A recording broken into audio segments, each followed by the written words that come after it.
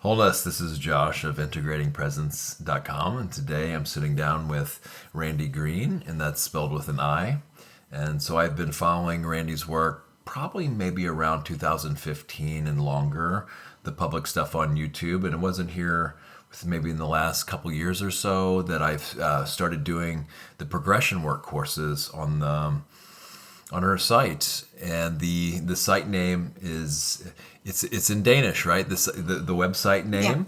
Yeah. How does it? Before we jump into that or whatever, because I would probably mispronounce it, right? If I remember right, it means double awareness, though. Yes. And what we're here today, though, is to talk, mention specifically a brand new video that came out on yesterday, actually, when we're recording this. So the video is January 28th, 2023, just for the timeline here. And it's called New Inner Domain Races and New Intervention Protocol. And it's from the HOSE New Reality Challenges Updates 2023. And so we'll get into more of that. But before we do that, I wanted to just kind of give like an intro of Randy's work and allow her to introduce herself. Before I do that even, I just wanted to say how I was drawn. Well, actually, let's do that because I've talked enough to begin with. So how would you introduce yourself to people on YouTube? Now, I would say you can go to her YouTube channel, and she's done this so many different times already. So we can keep it brief and point people to your YouTube channel.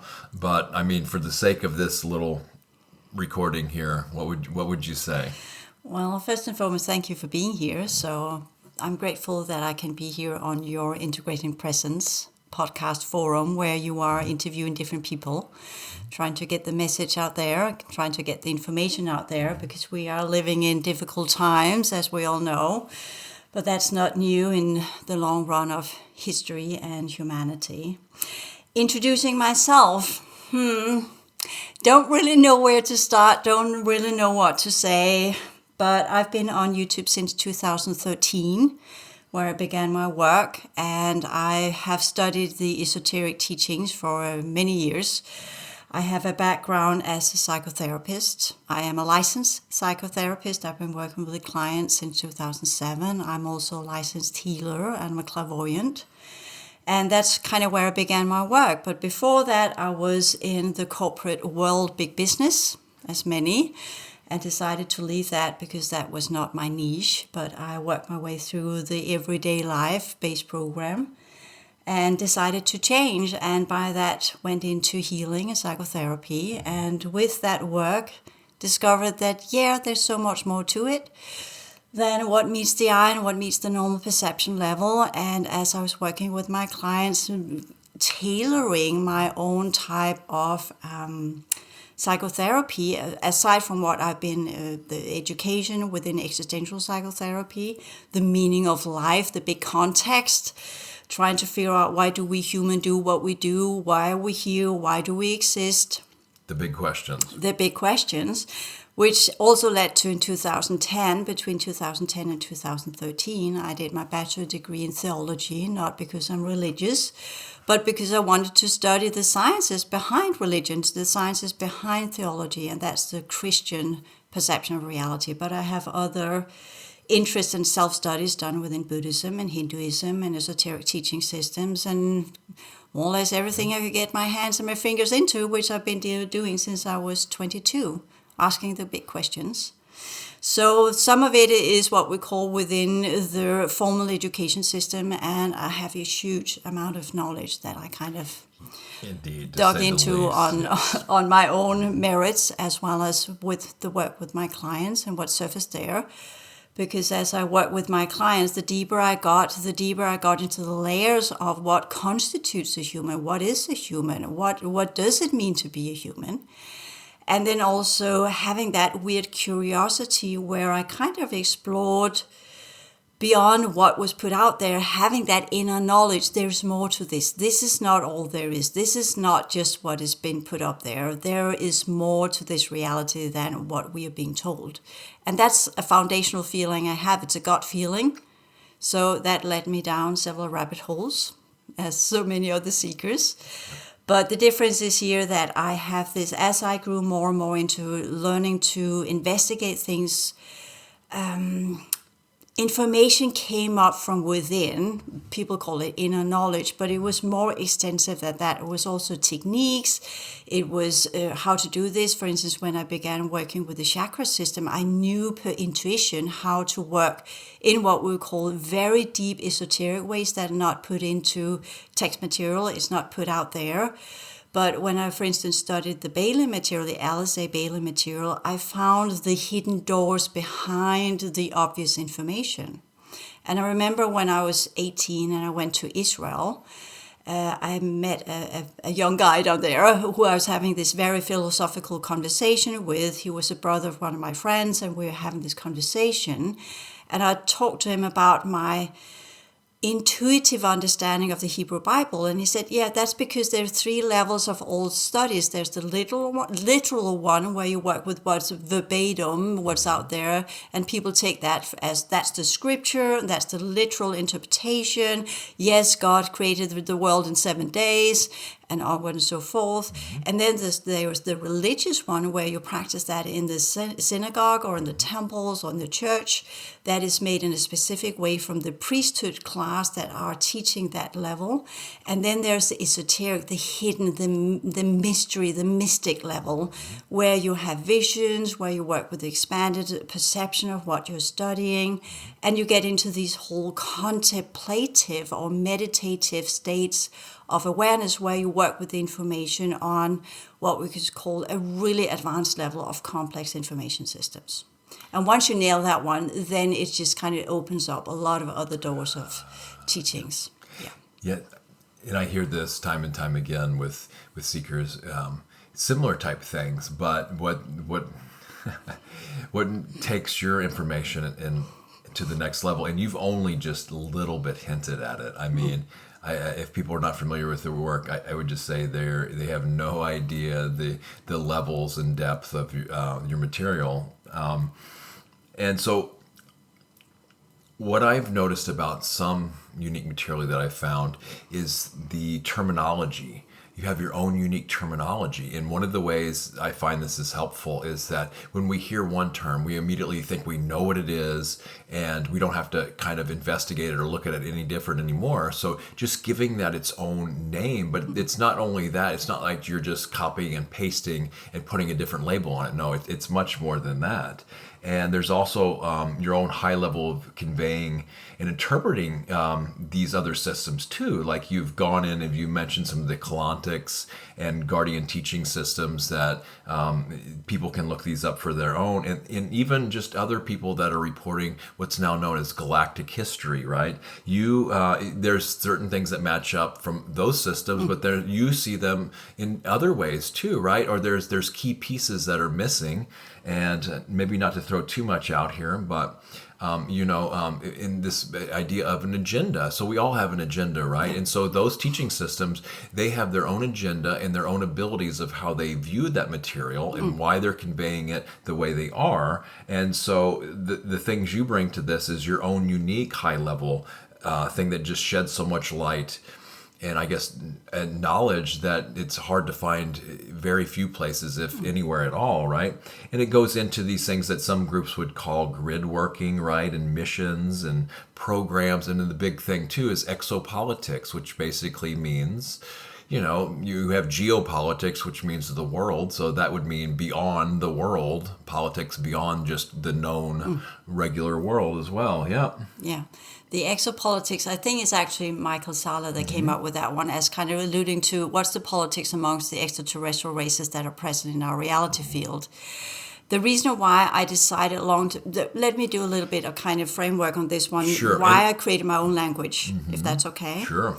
While I was doing, yes? Well, before we say, when we talk about the other races in our reality field, now we're not just talking about little gray men that, I can't, unless they materialize beside me, then that's just for people that are unfamiliar with all that. We're not talking about something that's necessarily 3D that we can go up and touch, right? All the time. So just it should be given, right? But sometimes people think, that means a gray man. And so, yes. okay. Yes. Well, I would be more than happy to have have kind of a little gray man landing in my backyard and Right. coming for a cup of coffee. That would be nice. I would enjoy that. But that's not how these folks operate. So there are two questions here. There's one with the whole extraterrestrial level and the understanding of that level, and then there's the why the new terminology? Why not just use what everybody else has been using? And that's because when you work, as we talked about, the 3 layers of information that's out there, the one that's with what I call the base program, everyday life, literal interpretation, tangible, matter-oriented. This is what we can touch and feel and sense with our 5 senses. Then there's the religious or the spiritual part that kind of goes with the understanding of the soul. So that's another level of information. And then you have the very high level that actually goes with your individual energy system. And yes, I know I'm here throwing in a lot of concepts. And that's what when most people work with my information, the ones I am trying to get hold of, so to speak, the ones my target group, to use that word, are the ones that have been studying this for a very, very long time and have discovered, like everybody else, it's like going into a rabbit hole, leads nowhere. It's just this kind of like the 5-year-old child, you ask why, and it just ends up in nowhere. And one of the reasons why is, and I don't want to, why I want to go into that why, the answer that's part of my first 6 books, I try to say, well, we have got this kind of understanding of realities and enclosure, colonization, ancient civilizations, ancient races that have been here as long as humanity has been here. And there's so much more to that, but I don't want to go down that path here. But the idea of creating a new language is because you have the different layers of perception. And when we work within the everyday reality, we use the language we have created together as a species, where we could say, well, English is a common language. In the old days, it was French, and then it was German, and you can say other parts of the world is Chinese, and onward and so forth. So this is not about biased lingual what we call choices as a kind of, I prefer English over anything else. But English goes back to Latin. And that was the church language. So we go down path with language. Sure. Why is language important? It's a spell. You spell something. It's connected to energy. It's connected to containers of information. It's connected to a specific way the neural network works. So words are important. Words are not just something you throw here and there, which the ancient civilizations knew, which is why they had the secret language of the church or the temple or the synagogue. That's part of the secret teachings. The priesthood teachings had their own languages.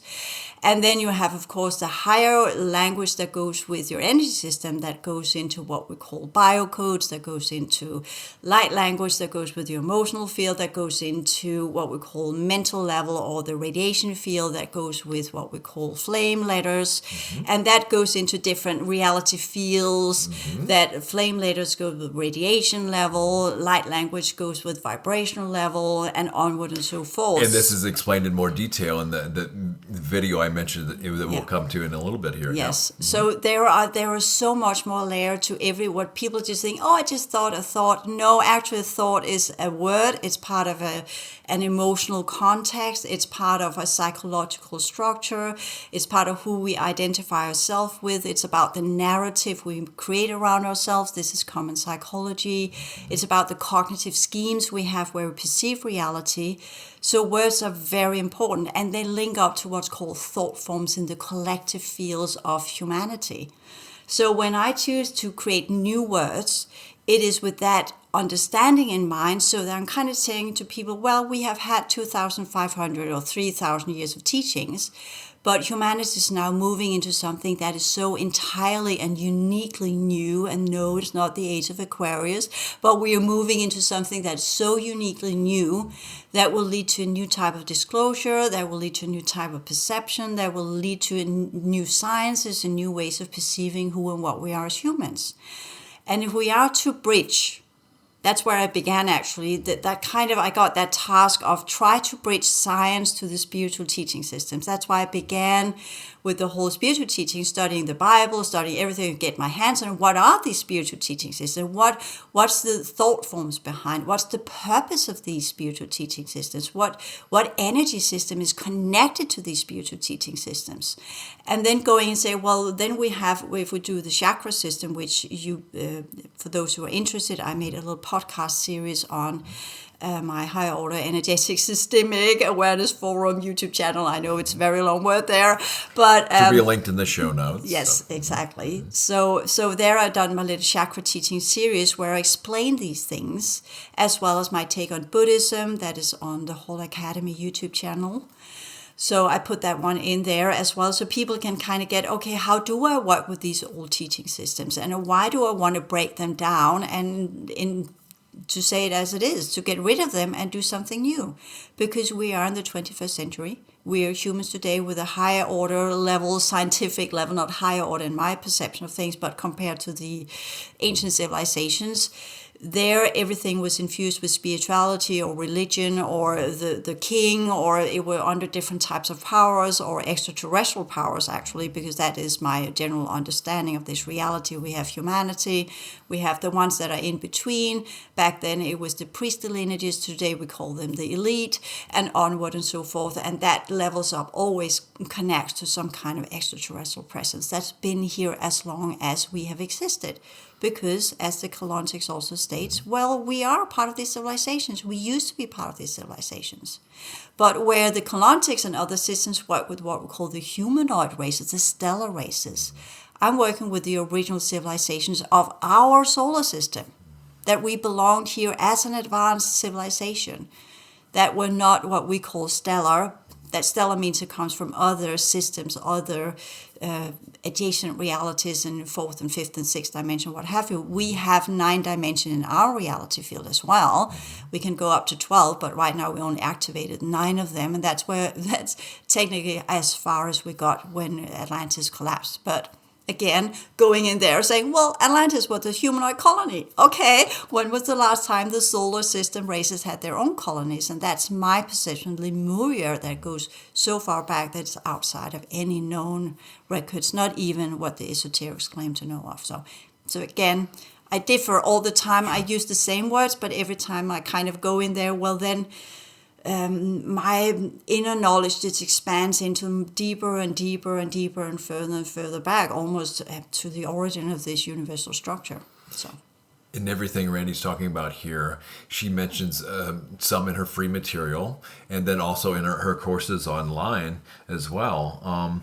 Now, this notion of studying these past systems in order to bridge, from them, because they're so, I guess, embedded, not maybe as much as they once were, obviously, but they're still there, and using them to leave them, basically cross the bridge, go over, and then get to where you were talking about as well. Yeah, I find that, because just to write them all off without explanation, I think would be maybe a little bit premature, but at the same time, knowing why they ought to be, moved on from, right? And this notion of taking science, what we know, quote unquote science, and bringing that to what people call spirituality. Now, this is something people talk about, spiritual science, but what you're talking about is a little bit different than this. But this is kind of what more people are putting more credibility into, just regular base program thing, putting more credibility into science than they are religion, right? But there's things to be taking that are quote unquote more spiritual or religious, but then applying, more scientific means to them, right? There's a few groups doing this, but again, your unique take on it and going higher order, yes, to these kind of things. Actually, it's not. It is unique. The way I do is my unique method of it. But if you do the Kalontics as well as also the esoteric, the Alice Bale material. The theosophical community that grew out of Blavatsky material, not Blavatsky, but Bailey. Yes. She is what I call Syrian A, where I kind of say that the Kalontics was Syrian B, so they're from the same system. And the Syrian system are, when we talk about humanoid races, they are scientific, and that's why I want to bridge it into science, and that's why I call it higher order science and not human sciences. But they already did that. If you study the Bailey material, you will see they tried to use the sciences of the time in the early 1900s and try and merge it there, which did not go so well. And at the same time, not making people that were religious-minded, upsetting them and using that context. So they were still having the religious context, and then they merged in science, but they did it in a clairvoyant way and tried to create the what we call the ageless wisdom, which is kind of spiritual science. Yeah. So they tried to bridge in there, and there was Annie Besant who did this kind of clairvoyant, looking at the atom and looking into what was they made of. And I looked into this material, and she was on the right track. But what she saw, in my perception, and I could be wrong, but the way I perceived what she saw was very what I would call distorted or astral. Mm-hmm. It was, she looked into it, but she didn't really look into it. Well, what would then be the next step? And that would go from the astral perception of seeing it as we are. Let me explain what I mean with the astral. If you go into the forest, for instance, you go and you see a tree, you will definitely, I do that too. I've been working with tree spirits, nature spirits, all these kind of astral entities, which I, again, have another deeper level take on, but that's the first level we work with, because everything's in levels. So when I go into the wood, I would see the tree and I work with the tree spirit. I will not look at what science tells me the Latin name is of it. Because this is more on an emotional level, right? It's an astral level. I kind of clairvoyant astral level. I look at it clairvoyantly, which is astral plane perception. And then I work with the spirit that's there, the entity that has created itself out of the astral energies. But I can go further back then. If I look constantly, go further back in the tree, not only kind of breaking it down to its atoms, go into the quantum fields, what have you, but go beyond the quantum barrier, then I will actually step into the original Pleiadian transformative sciences of why a reality was even created, just by working with that tree and just going deeper and deeper and deeper. And that's the higher order sciences, where you go beyond what they, in the early esoteric teachings, they worked with the astral plane. They wanted to get to the mental plane. And that's where the Bailey material tried to bridge that. And if you want to say, well, if we look at this as a kind of a line of different teaching systems, well, then you had the Bailey material that were clearing out the distortion, the glamour, trying to get people up to the mental level. They made that material for that bridge. And then the Kalontics and that line, I know the Kalontics will not agree on that, but then you could say that's where things get into the mental level, because in the mental you go into the stellar awareness. So that's the next step of that one. And it's interesting too, you've called the astral level the distortion field, right? The distortion plane, these things, which most people don't think like, because it's some of it was set up as another trap a lot of times, right? That folks think, well, once I get to the astral, then I've arrived. Once I can just get there, that's the end all be all. But you're saying, and others are, that's actually a lot of that's distorted material based on our distorted emotions. Sometimes can influence that. And at the same time, it's still linked, right? Because of the interconnectivity, it can link into what you were talking about there when you go as deep and far as you've gone, right? Yes. We could say, if we talk about the origin of the astral plane, we could say, well, in a human energy system, you have the emotional field, that's part of the psyche, and you work into your subconscious, that's where psychology comes in. Then you work your way through past lives, and once you go beyond the past life, as the Bailey or the esoterics called, because not just Bailey, there were other people, Dion Fortune, there was a lot of people working at that time. They call it the guardian of the threshold, where you actually meet your own inner demons, quote unquote, the dark night of the soul, where you look at that barrier you have built up yourself to keep yourself in the comfort zone of everyday life. And once you go beyond that, that's typically after your past lives, you go into what I call the artificial fourth dimension. That's where you get all of the greys and all the insectoids and all of these kind of extraterrestrial beings that have colonized our world. And then you go beyond that. So you can always go further and further. That's expanded awareness, where you keep following the trail and not just take for granted what's there. But the astral plane itself, as a kind of, it's linked to the emotional field. And that's why many people, once they get into that level of working with what we call sensations of bliss or gratitude or these higher level emotion, compassion, they are the bridge between the emotional field of selfish orientation and going into what we call the light field. But the astral plane or the distortion plane originally were that light field. where we would have got these feelings of being more in wholeness, to use your expression, with all living beings. That's part of that. We're part of that light field that we're astral. Astral is Latin and means light. Yes. So it was part of that level to begin with. But during the time of Atlantis, it got highly contaminated due to all sorts of shenanigans that the Atlanteans did.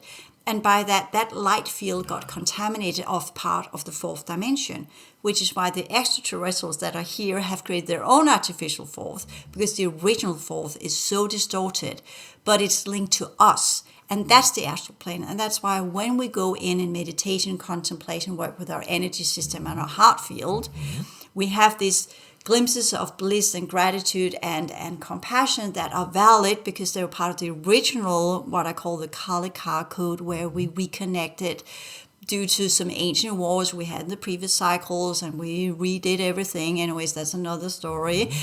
But that was all destroyed by the Atlanteans and led to the fall of Atlantis. But that did not take away the residuals that are now part of the collective, which is the astral plane. Hence, so much distortion, hence so many entities, hence so many different golems and shells and ghosts and fairies, what have you. They were all part of some of these, I call them critters, that are the residual effect of a lot of these stupidities that unfolded during the times of Atlantis. So Atlantis, in many ways, I know many people want to talk about, oh, this was the heyday of whatever. It was of the humanoid races. It had a different purpose, but it technically led to the downfall of our entire reality field.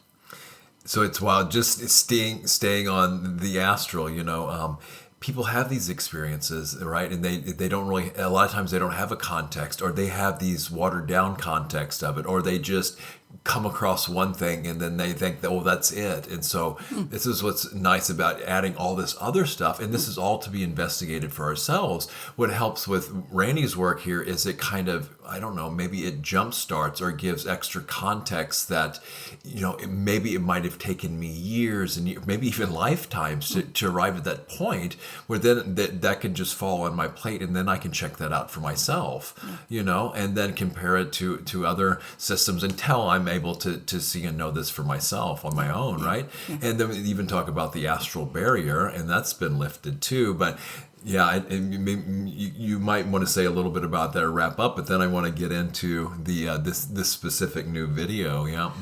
Yeah. How would you go from there to there, right? Exactly. Yeah, from that level to the next level. So what I want to put in here is that, yes, definitely, I work my way through all of these layers. That's why I know of it. That's the 9 layers of the emotional field. But how did I kind of got onto that idea? Well, first and foremost, I kind of discovered it in my own meditation practice, in my own clearing work practice. As well as working with the different clients in healing work, but also because I actually had the support from the Bailey material, not what was written in there word by word, but what I kind of could extract from it on a higher order level, the words behind the words, the layers behind the layers, the information behind the information, that is neatly put. So that's kind of how I got that, and that supported my work. And that's what you said there. So my goal is, in whatever I'm doing, is kind of what needs to be broken down so we don't get into that rabbit hole and go back in time and actually work with the past spiritual teaching systems that are no longer applicable to who we are today. But they are important to know, because when we do past life work, if as I have had my Buddhist monk incarnation in 1959, it goes further back than that, and I recall some of these things, then it's good for me to actually know what are the Buddhist ideas about. But I've not studied it in detail as you have, gone into the whole Pali language and all. I wanted to, but I just had enough on my plate with Hebrew and what have you. Well, if it's the Chinese lineage, then you have to know Chinese and the whole Chinese canon, which differs significantly at points in the Pali canon. So yeah, it's yes. Yep. So what I do instead is that I link up to that. I call it a timeline. Past life is part of a timeline. So I go into that timeline and then I explore who was I at that point, and we can have another discussion on the I and who am I and is there even an I. I talked about that as well, and you have too.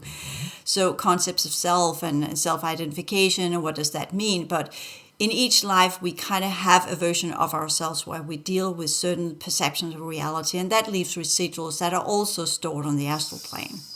So going back in time also means and clearing up who we have been, so we can center ourselves in the now and integrate presence, as you put there. Ah, beautiful. Because that is all that it is, that we align ourselves with who and what we are today, and are not stuck in the past and not stuck in what we think the future is, but understand that the now is the time to transform the past, so we can be observant in the now and then move into what kind of future would I then like to create. And if we were only the ones on the planet, then we could do that. But that's where the extraterrestrial agenda comes in and blocks us from doing that. And that's another part of my work. As I work through, yes, we are capable of doing this progression work where we work with consciousness and energy and in the original concepts of what we were as a highly advanced civilization. So why are we where we are now? What happened?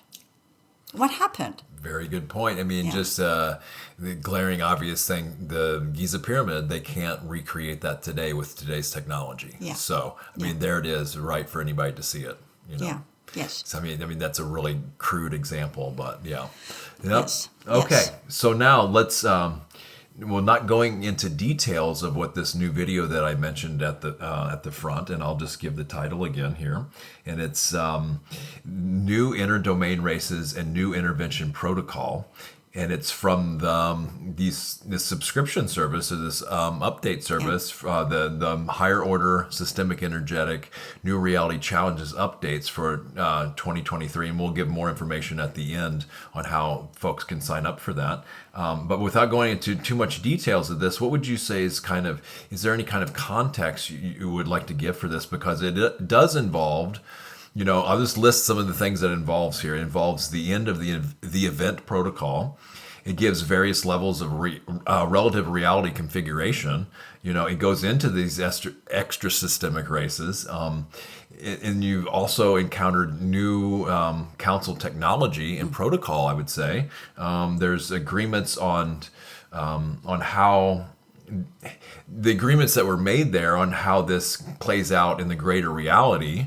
It involves wars and how there's some uncertainties around whether that will trickle into our everyday reality or not.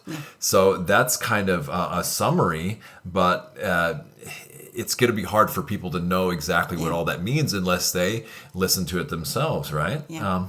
Is there any context you would give of those? I would say it's good to put it there, because people then experience this kind of, okay, she was just talking about the astral plane, the past and the present and what have we, and then said, whoa, a whole now new we're line of not words. only in the present, but we're talking about things that are rapidly potentially unfolding here. Yes, right? So, but also with a complete new language, and people will feel that gap as like, oh wow, what happened there? So how do we bridge that gap? Well, first and foremost, that's why we work with when you really need to develop. That's where I become the psychotherapist, right? If you need to develop, you need to have a crisis. You need to have something that tells you, yeah, I'm actually not on top of this game. People delude themselves to think, oh yeah, I'm so on top of this one. But when they get this confrontation with me using a new language, it's like you have done the whole atom thing in primary school or first grade, or however, you know the grade. What grade do you do in the States when you do this? The atoms and the things? I would say anywhere maybe between first, third, and fifth. I'm not sure, depending on how good or bad the school is. I mean, or how high level the school is. Right, exactly. And what country you're in, right? Yes, Danish schooling system, because I come from Denmark. It's a very, very, very, it's one of the highest level school systems in the world. Anyways, but... And very good theology school too, by the way. Yes, anyway, so point being is that people will feel that there's something that they haven't acquainted themselves with. Here is a complete new level of information, because we have had the I call it extra-systemic. Why do I call it extra-systemic, not just extraterrestrial? Yes. Well, systemic alludes to the extrastellar races, whereas terrestrial alludes to little gray men that are living on other planets. So it's a misnomer, because there are no little gray men living on other planets. So there are no extraterrestrials. But you can also say the extraterrestrial comes from the understanding of they are extra to our terrestrial environment. Yes. So in that way, then it's right. But it's still, it's better to orient where do they actually come from than what they are to us. Yes. And that's, again, a shift of perspective, as in, I'm not the center of the universe here. Actually, I'm in the middle of a very big, complex structure where others are completely in charge and I'm trying to upgrade myself, not me, but others are to ask that question, how do I get myself up to that level where I actually become a valid participant in what's going on our planet? Not just with the whole build-up of what is the Kardashev? Is that what is it called? The I was just thinking the same thing. So like a level 0 civilization, Exactly. a level 1 civilization. Yeah, Yes, I think yeah. it's the. I'm sorry about that. Not Kardashian. No, that's the wrong celebrity right there. We could go that too. Yeah, that's that. Yeah. We're talking I would love to see the Kardashians get into that though. But We're talking about the shoes. Sorry about that. Yeah. So not these type of civilizations, how to harness energy from the planet and these, because that's again oriented with the physics, as in how do you work with energy. But it does allude to that understanding that the extra-systemic or the races from other stellar systems and other reality fields, because when we look in the sky, we say, oh, that's the Orion system. That's technically a holographic overlay. It's not really there, and that's again where it becomes too and there's not a mind-boggling. planet on the Orion where little gray men or green men are living that Yeah. they come in a little flying saucer per se and visit us, and then that's the aliens. Yeah. No, No. we don't mean that. No. Well, there are grays that come in and craft. They're called Jols, but that's But kind they're of not living on a planet like Earth, no, right? exactly. Yeah. So, but they are able to At least- manipulate our reality field. So that's why I call the Jols, because they can both function within frequency spectrum as well as in the fourth dimension. So these are some of the sciences that we need to catch up with, and for that we need a new language. Yes.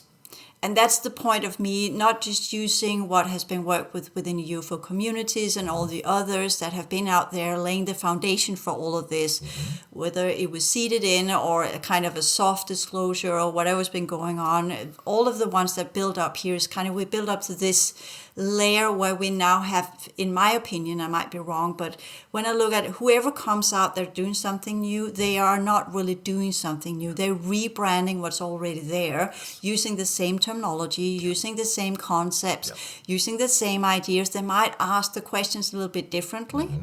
But because they use the same thought forms, then what they're asking will lead to the same conclusion. Sure. So they're not really going that next level. And for us to go to the next level, we need a new way of thinking. We need a new way of working with information, and we need new words. Yes. And that's enormously frustrating for people because, not only am I looking into all of these different levels of information, reality fields, dimensions, entities, what does that mean? Holographic network, grid works, racial grids, and brown bag panic moment, then also have to learn a new terminology. Yes. But when we talk about the extra-systemic races, the other races that are here, they are telepathic. They work with holographic information systems. They work with packages of information. And each word unfolds concepts upon concepts as patterns. So if we kind of go with, why do I call it a reality field instead of a solar system? Because the solar system belongs to generic sciences within human terminology. So that's that thought form. Reality field goes into holographic fields of radiation, vibration, and code systems that can work in different ways connected to different networks and unfold that level of science. So when I say reality field, what happens in my mind with the expanded awareness is that it goes into the complete zip file, unfolded all in one big program, and I see it all in one go. And the races that are here do the same thing. So when I communicate with some of these races, which of course is telepathic, I would love them to land on the street in a craft. And seriously, I mean that. In physical eyes, right? Yes, I have seen a very large craft when I was in Australia, so I have seen. That, and I have my share of experiences. I know that it's not made up. It cannot be made up, what I've experienced. But when they do communicate, it is telepathic, and it's done via sentences that are packages of information that are kind of code streams, but it can be translated into English words or any other language, but preferably the English language. And by that, then it opens up this information system that I can look into. And this is one thing that's coming to mind here is traditional science, even though this is the higher order science, and it would be nice to have science get to where this is at. But right now, if something's scientific, it has to have an instrument to measure it, right? Yeah. And so there's no known instruments that measure these things. So people would say, well, that's not scientific. But the thing is that the what we call science, it obviously isn't at that level. I mean, I think that's might be worth pointing out here too. Another thing that comes to mind is people will want to know, well, how do you, step by step, how do I get to that level where I can do it myself? Yeah. You know, and you've mentioned some of this in your work too. It's just not a one size fits all formula for people to be able to do this, right? Yeah. Yeah.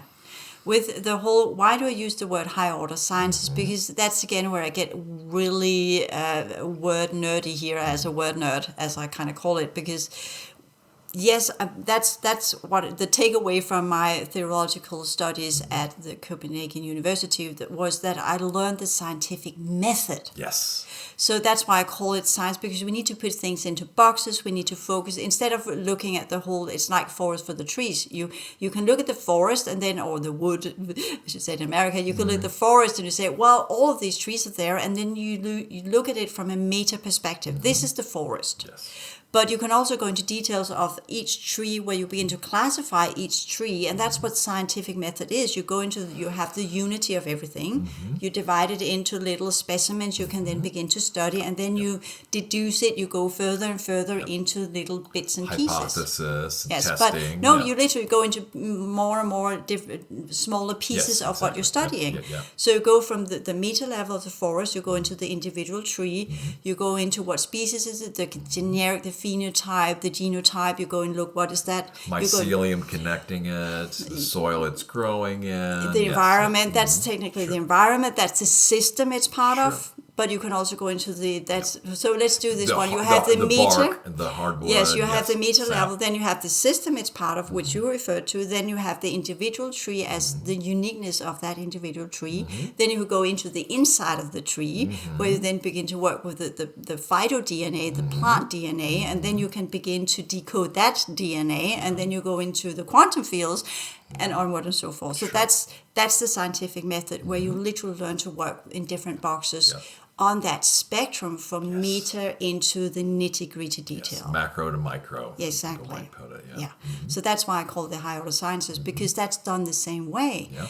The difference is that here in our perception of reality, we do it in a linear manner. So we do it step by step. You need to know this, to know that, to know A to B to C to D, what have you. But the extrasystemic races, since they're holographically oriented and they can manipulate energy in any ways and forms, for them it's code sequences. And all of these code sequences are behind their reality perception, which is like a zip file you unfold. It's like you download a whole program. You don't just do from step A to step B. That's right. It can be recoded. Yes. So the challenge is, how do you get your energy system back into being able to do that zip file unfolding, not learning it linearly with your structural neural network, learning A to B to C, but actually go into that higher order state of mind, which you do in meditation and contemplation and energy work, where you clear out your fields so they begin to vibrate with reality itself. And then you align with reality itself. And that ignites your mental field to that higher level where you begin to connect to all of the inbuilt information systems that are everywhere. And by the way, Randi has unique energy work, I would say. It's very hands-on, physical hands-on too. And that's included in the progression work courses as well. So it's very helpful too, because I know people want to know, how do I get there? How do I make this happen? And so not only does she have the progression work courses and the updates we talked about here, you also have a project called the Food Health and Environment. You have the Changemaker courses, right? Yeah. There's the Stargate courses, which that was maybe a little bit more of some of the things we're talking about, perhaps. You've got the Systemic Energetic Awareness Forum, or the C Forum at randygreen.one, and some group calls coming up. And this is just to name a few things. So I want to throw it back to you now to let people know where they should go to find all this and more, and then mention your YouTube channels and anything else you'd like to say too. Yeah. Yes. Well, in that manner, I'm a little bit complicated person because I have got two websites. And I made it that way because the first website I created that is in Danish and is called directly translated two ways, as in kind of higher and lower. That's the whole academy today. And if people look up the whole academy by Randi Green, they will come to that website. Find it, and just to spell it for those only listening: TOVEJE.DK for Denmark. Thank you. Yes. So, yes, exactly. And there I got the progression sciences. That's kind of one pillar where I take people by the hand with first giving them a lot of free material. So they can challenge themselves with that free material. That's where I got 3 YouTube channels. I got the Whole Academy YouTube channel. I got the C Forum YouTube channel, which used to be the Higher Awareness Lifestyle channel. And then I got the Changemaker channel, which is this current name by Randi Green. I will change that later on because I'm this difficult person. And those will all be found on YouTube if you just search Randi Green, Randi with an I, and most of those will come up towards the top. Yes. So the difficulty with my material is that it needs to be upgraded all the time, and thereby, because I am this word nerd that understands that each word connects to a thought form, when I shift the thought form, I have to shift the content of my channels as well as shift the title. So that's a little bit, but I've got links everywhere, and it is easy to find, especially if people just look up Randi Green or the Souls of Humanity or the Whole Academy. And Whole is the short for Higher Awareness Lifestyle. HAL. So that's put in there. So in the Whole Academy, I have where we take into the progression sciences, where people can begin with the free material that are out there. They can study my books. They are written from 2014 until 2020. They are contextual. They give the context. But what I'm working with right now, for instance, the Souls of Humanity and the whole understanding of reality, that was my first book. And the alien races that are here, let's just call them the alien, because they are alien to our system. Or the extraterrestrial, or the exosystemic, or the LP of 2 that goes to the original construction of our world, different terminology. So building that one up gives the background information. But if people want to get a little bit more up to date, then they can add the book material with the perception logs. I've done 6 perception logs where I literally upgrade everything into where are we now. So the older material will then be upgraded in the perception logs, which can be found on the Whole Academy website. So they are tied together. And then in the progression sciences, you say, well, do I have to study the books before I go into the progression sciences? No, because the progression sciences, in the free material, I literally cover all the bases that are needed. I know it's a very large corpus, as it's called in Latin. It's a very large body, which is the Latin word for corpus. The corpus is Latin for body, of work that people need to go through. But I'm this kind of old school, right? I started the beta material with over 8,000 pages. There you go. So Yes, kind of, exactly. that's how it goes. You want to know, you have to study. You want to know, you have to study. That's how it goes. This is the academy too. Yeah. Right? So there is no this quick fix. Give me just a short overview and I'm good to go. As I joke a little bit around it, this is not about the 101 for dummies. This is about the ones that want to make it a lifestyle. That want to know the answers, just to discover that they will never find the answers. So they will continue. So at some point, the studying will no longer be needed. But we do need frames of references from where we can work. And this is, my material is not meant as, here I teach you everything from A to Z. I am doing a lot of teaching, a lot of levels, which you know because you have looked into my course material and know what it's about. So this is about me saying, no, I'm creating frames of references for you. So when you do your inner work, I'll teach you kind of, so you don't... how to put this? When I began, I didn't have frames of references. I had the old material, which I felt like I just wanted to vomit and throw it out because it was not adequate. It was not the right level of information. I felt right away, this is not what I need. And then I plowed my way through systems, and I ended up every single time feeling this is not for me, which actually goes back to an old dream I had to seek and find until I would find what no longer could be worded. So that was kind of the understanding, okay, what I will find will be something that's so unique that it's not yet been put into word. But also when we go with the higher order sciences, at some point you can no longer verbalize them. You have to experience them. And then you will still be devoid of words, which is some of the things I talk about in that update, some of these new technologies, because we haven't got the language for it. Secondly, it's so advanced that we have no concepts for it either, and we have no understanding of how it actually works. So I can only explain the dynamics. Yes. Can only kind of point and allude to it in language, right? Yeah. It's not the same thing of what it actually is or what the experience is, Yes. right? Yes, so people can go first of the three materials, see if it's for them, but just bear in mind that both my books and the free material are older material, but they're foundational. They give the background, they give the foundation, and if people have the patience and the endurance to go through all of it, they will get a pretty good framework. And the reason why I've done it that way is because I know there are people out there that cannot afford this material as it is right now. So there's the non-payment part, but of course it's a little bit outdated, and then there's the payment part where people pay, but that would be the newest level of information. So the progression sciences go into the whole transition of our energy system into the new configuration our reality field is changing into. And that has been alluded to in the Age of Aquarius. How are we on time schedule here? 50 minutes. 50 minutes. Okay, so perhaps we should actually do a follow-up just to kind of into this, but I'll shorten it down as much as I can. So there are the transition sciences, the clearing work, what is needed to get to the point where people will understand these are the new dynamics of doing inner work. This is the new way of working with consciousness that will build the bridge to the new sciences of the future, to the humanities that are in the future already, that we will grow into becoming so we can connect the future and who we are now and get rid of the past. So that's the progression sciences. The change maker is all about working on a double level with where we actually put our energy system into work inside this reality to transform this reality, which is just the baby steps. And then the 2025 timeline work, that's bridging to the future. And that's where the heavy sciences will come up eventually. And I think that will only be for a small portion of humans that will find that interesting, right? That will really go sciencey, nerdy, higher order level. We'll really. See, right? Yeah. Yes.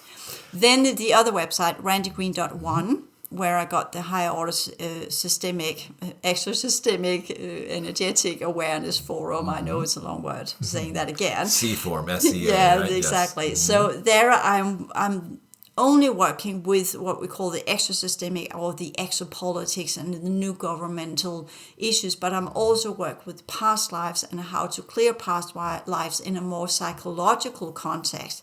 And you will say, what does that have to do with the extra-systemic races? Yeah, what does that have to do with the extra-systemic races? Because that goes into the understanding of how they have been working with us in our past lives. I have barely begun that work, but it ties in. But it also ties into the progression sciences. So they are connected, these two websites. That's wild because most people, when they think of past lives, they don't consider that, right? And so it's a whole new area for explorate. Easy for me to say. Exploration, yes. Thank you. So in my book, Understanding the Old Stellar Souls, I work with timelines, but that's our, what we call the systemic stellar level of our awareness potentials. But when we talk about past lives, that's where because why is that important?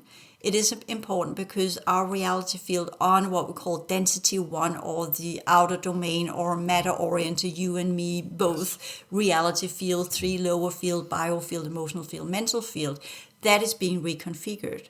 Whereas when we did the stellar activation cycle, it was on the stellar level, the density 2 level, the systemic level. So that meant there was only the energy system. And there our past lives didn't matter. But they matter now because we're now going into matter. We're going into who we are in this physical form. And that's the pole, that's the new reality we're going towards. And to sum that up and tie it to the update, We have had different councils on our planet or in our solar system, our reality field. They have shifted. It's been a hub of different races coming and going. And now we got another new group coming in, and they have absolutely got some very, very different approaches to what's going to happen here. And most people will say, is that for good? Is that ascension?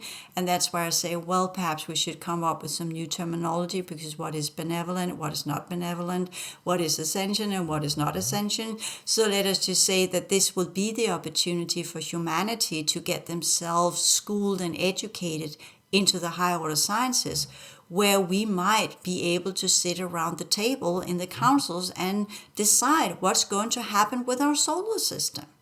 Because that's the political level that we should grow into, not just we barely know how to work with ourselves, let alone how to take care of our planet. But the races that are coming in are from the what we call the inner domain of the galactic level. They will demand of us that we also know how to take care of our solar system. And I hear various speakers and teachers talk about, yes, we want to get up to the level where we can do this, but see, they don't really offer many details on how that will unfold or what that's like. And that's where your work comes in. Exactly. That's what all of my work is about. Get rid of the old stuff that doesn't take us anywhere.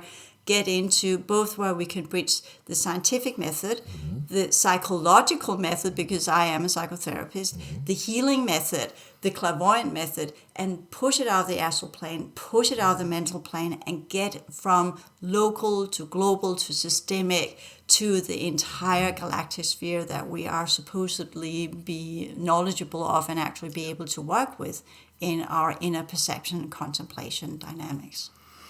Well, beautiful, cool. I appreciate sitting down and taking the time to do this. It's been a long time coming, and it's been a joy and a pleasure, and very insightful and helpful. And all I can do is encourage people to check out Randi's work and dive into it. Yeah, thank you. You're welcome.